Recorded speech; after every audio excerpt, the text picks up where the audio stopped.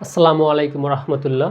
HSC 25-এর শিক্ষার্থীবৃন্দ, আজ আমরা আলোচনা করব কিভাবে তোমরা এইচএসসি পরীক্ষায় আইসিটিতে A+ পেতে পারো।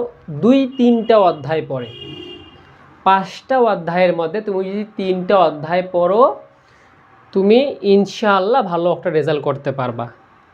এটা কিভাবে পারবা এই বিষয় নিয়ে আমি আজকে তোমাদের সঙ্গে বিস্তারিত কথা বলবো। সো তোমার যদি ধৈর্য না থাকে তাহলে তুমি বিশ্বাস করো তুমি অনেক কিছু মিস করবা। আমি এতটুকু বিশ্বাস রাখি, তুমি ধৈর্য নিয়ে ভিডিওটি দেখবা। তাহলে আমরা ক্লাসটি শুরু করে দিই। আমরা এখানে প্রথমেই দেখতে পাচ্ছি, আমরা জানি আইসিটিতে সিকিউ আসে 8টির মধ্যে 5টি উত্তর করতে হয়, 5×10 50 নাম্বার, এবং এমসিকিউ থাকে 25 নাম্বার, এবং প্র্যাকটিক্যাল আমাদের থাকে 25 নাম্বার। সো তোমরা এখানে 25-এর মধ্যে অনায়াসে 20, 21, 22, 23, 24 অনেকেই 25-এই পেয়ে যাও, এটাতে কোনো সমস্যা নাই। এমসিকিউ নিয়ে একটু পরে কথা বলি, এবং তার আগে সিকিউ নিয়ে কথা বলি যে কীভাবে তোমরা 50-এ 48 বা 45 নিয়ে আসতে পারবা। এই জায়গাটা আমাদেরকে ফোকাস করতে হবে। ওকে, তাহলে এবার আসো যে কীভাবে আমরা 50-এ 45 থেকে 48 বা 50-এ 50 কভার করতে পারি, এই বিষয়টা একটু দেখব। প্রিয় শিক্ষার্থীবৃন্দ, আমরা জানি মোট অধ্যায় আছে আমাদের 5টি। এই 5টি অধ্যায়ের মধ্যে আমাদেরকে কোনটুকু পড়তে হবে এটা নিয়ে আমরা আগে কথা বলবো। এই 5টি অধ্যায়ের মধ্যে এই প্রথম যে অধ্যায় আছে, এই প্রথম অধ্যায় থেকে তোমাদের কোশ্চেন আসবে 1টি। দ্বিতীয় অধ্যায় থেকে তোমাদের কোশ্চেন আসবে 2টি। তৃতীয় অধ্যায় থেকে তোমাদের কোশ্চেন আসবে 2টি। HTML অধ্যায় থেকে তোমাদের কোশ্চেন আসবে 1টি অথবা 2টি। সি প্রোগ্রামিং অধ্যায় থেকে কোশ্চেন আসবে 1টি অথবা 2টি। হ্যাঁ, অনেক সময় 2টিও আসে, 2টি। তাহলে দেখো এখন কিভাবে তুমি কোনটা অধ্যায় কতটুকু পড়বা। তোমার প্রথম কাজ শর্ট সিলেবাসটা তোমার সামনে নেওয়া। তুমি ওই শর্ট সিলেবাসে যে টপিকগুলো আছে সেই টপিকগুলো তুমি আগে ভালো করে দেখবা। কোন টপিক দেখবা? তুমি ধরে নাও 1 নম্বর অধ্যায়টা পড়বা। 1 নম্বর অধ্যায়ের তো সবগুলোই তোমার শর্ট সিলেবাসে দেওয়া নেই। যে যে টপিকগুলো দেওয়া আছে ওই টপিকগুলো পড়বা।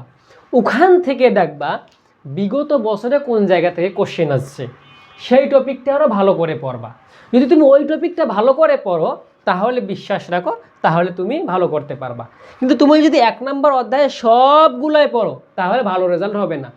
তুমি শর্ট সিলেবাসের টপিকগুলো দাগায় নেওয়ার পর যে টপিকগুলো থেকে বেশি বেশি কোশ্চেন আসে সেগুলো পড়বা। যেমন দ্বিতীয় অধ্যায়ের যে তোমাদের টপোলজি আছে, সেই টপোলজি থেকে প্রতিবারেই কোশ্চেন আসে। সে তোমরা যদি টপোলজিটা পড়ো, যে 5টা টপোলজি আছে, বাস টপোলজি, হ্যাঁ, এই টপোলজিগুলো যদি পড়ো তাহলেই তো হয়ে যায়, ওখান থেকে একটা তোমরা কমন পেয়ে যাও। ঠিক এইরকম পয়েন্টগুলো তোমাকে খুঁজে বাইর করতে হবে এবং ওগুলোই বারবার পড়তে হবে, ওখান থেকেই কোশ্চেন আসবে। তাহলে কিভাবে পড়তে হবে অধ্যায়গুলো বুঝতে পারছো? এতটুকু বুঝলাম। যে ধরে নাও তুমি HTML পড়বা, HTML থেকে যেখান থেকে বারবার কোশ্চেন আসে তুমি সেই কোশ্চেনগুলো বারবার সলভ করো।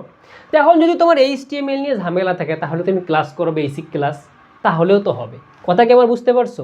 হ্যাঁ, এখন যদি বেসিক ক্লাস না পাও তাহলে আমার এই অধ্যায় আমার এই চ্যানেলের প্লে লিস্টে গিয়ে দেখবা বেসিক ক্লাস আছে, অথবা আমি ভিডিও শেষে লিঙ্ক দিয়ে দেবো। প্রিয় শিক্ষার্থীরা, এখন আসো যে আসলে এগুলো যে আমরা দেখলাম, এখান থেকে আমরা প্রথমেই দেখলাম যে তুমি যদি প্রথম অধ্যায়টা ভালো করে পড়ো একটা প্রশ্ন তুমি কমন পাবা, মানে 10 নাম্বার তুমি কমন পাবা।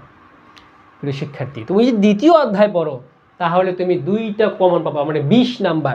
তার মানে তুমি যদি 1 অধ্যায় এবং 2 অধ্যায় পড়ো তুমি 3টা প্রশ্ন কমন পাচ্ছ, তুমি 3টা প্রশ্ন কমন পাচ্ছ। ওকে, কিন্তু ভাই তুমি যদি এই যে 1 এবং 2 অধ্যায় থেকে উত্তর করো, এখান থেকে না স্যারের একটা টেন্ডেন্সি হচ্ছে তোমাদেরকে ফুল মার্ক দিতে চায় না। কেন দিতে চায় না? কারণ এখানে তো ওই যে লিখার বিষয়, কোনো ম্যাথ নাই। এই কারণে স্যারেরা মনে করে তারা হয়তো বা ভুলভাল লিখছে, সঠিক লিখছো তুমি, বাট তারা এরকমটা মনে করে তোমার প্রেজেন্টেশনের উপর, হাতের লিখার উপরও কিছু মার্ক থাকে, সব মিলে তারা ফুল মার্ক দিতে চায় না, 1-2 করে কম দেয়। এখন তুমি যদি ফুল মার্ক পেতে চাও তাহলে কি করতে হবে একটু পরে কথা বলবো। তার আগে বলি, 1 এবং 2 অধ্যায় থেকে 3টা আসবে। এই 2টা অধ্যায় ভালো করে পড়লে তোমার 3×10 = 30 কনফার্ম। ওকে, এবার আসো 3 নম্বর অধ্যায়। এখান থেকে সংখ্যা পদ্ধতি থেকে আসবে একটা প্রশ্ন এবং ডিজিটাল ডিভাইস থেকে আসবে একটা প্রশ্ন। এই হলো টোটাল 2টা প্রশ্ন, কিন্তু এখানে কথা আছে, এখানে টোটাল 2টা প্রশ্ন, অনেক সময় না এখানে 3টা প্রশ্ন এসে যায়। যদি 3টা কোশ্চেন আসে তাহলে তোমাদের জন্য বেনিফিট, যদি না আসে 2টা কোশ্চেন আসলে তাহলে তো 2টা উত্তর করলা, কারণ তৃতীয় অধ্যায়টা একেবারেই সহজ একটা অধ্যায়। এখন কোশ্চেন, ভাইয়া আমি তো তৃতীয় অধ্যায় পারি না, কি করবা সেটা আমি বলবো।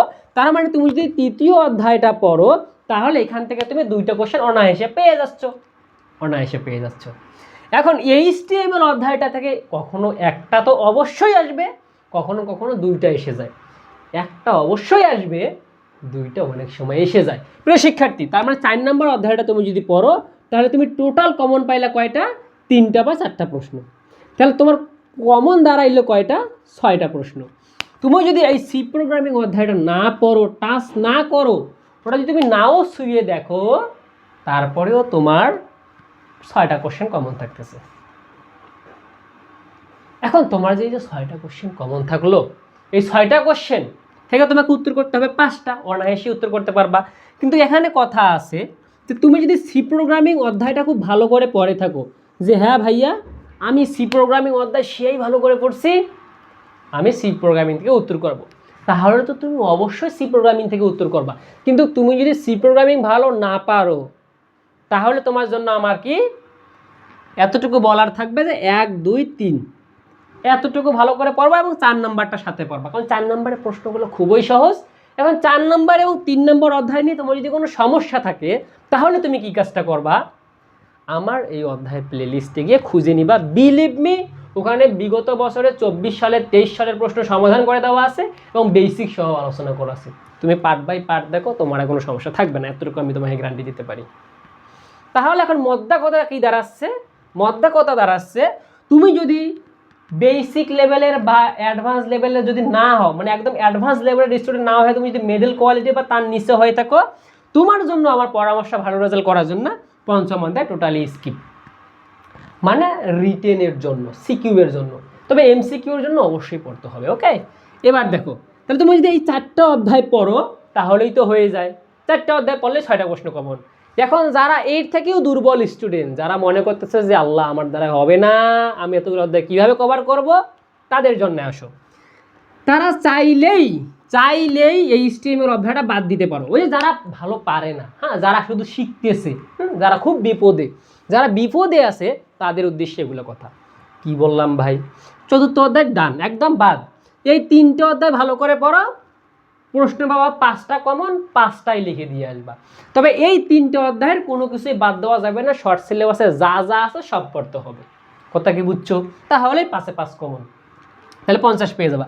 এখন তুমি যদি একটু ভালো করতে চাও তাহলে প্রথম 4টা অধ্যায় পড়বা, কাজ খেল খতম। ওকে, তাহলে এখন MCQ এর জন্য তোমরা কি করবা, এগুলো কমন পাবা কিভাবে? MCQ তুমি 2016 বা 17 সাল থেকে 2016 সাল থেকে 2024 সালে যে প্রশ্নগুলো আছে সিকিউ প্লাস MCQ, সেই কোশ্চেনগুলো তুমি সমাধান করবা। সিকিউ প্লাস MCQ তোমার যেগুলো আসছে 2016 সাল থেকে 2024 সাল পর্যন্ত, এগুলো তুমি সমাধান করবা। তুমি 100-এ 100 কমন পাবা, 50-এ 50 কমন পাবা, 25-এ 25 কমন পাবা, বিলিভ মি কমন পাবা। এখন তোমার যদি হাতে এত সময় না থাকে, পড়ার যদি এত ইচ্ছা শক্তি না থাকে, তুমি 2020 সাল থেকে 2024 সাল পর্যন্ত 2024 সাল পর্যন্ত কোশ্চেনগুলো সমাধান করো, দ্যাটস এনাফ। ওকে, তাহলে সিকিউ MCQ কমন পাওয়ার কি একটা আমি ফর্মুলা দিলাম, সেটা হলো বিগত বছরের প্রশ্নগুলো বারবার সমাধান করতে হবে, তাহলেই হয়ে যাবে। তো আশা রাখছি তোমরা আমার কথাগুলো বুঝতে পেরেছো। যদি বুঝে থাকো তাহলে অবশ্যই জানাবা। যদি কোনো সমস্যা থাকে কোনো অধ্যায় নিয়ে অবশ্যই জানাবা, আমি সেই অধ্যায়ের উপর গাইডলাইন দেওয়ার চেষ্টা করব। তাহলে আজকের ভিডিওটি এ পর্যন্তই। ভালো থাকো, সুস্থ থাকো প্রিয় শিক্ষার্থীবৃন্দ। এতক্ষণ থেকে আমি তোমাদের সঙ্গে ছিলাম মোহাম্মদ আবু তালেব। ভালো থাকো, সুস্থ থাকো, আল্লাহ হাফিজ।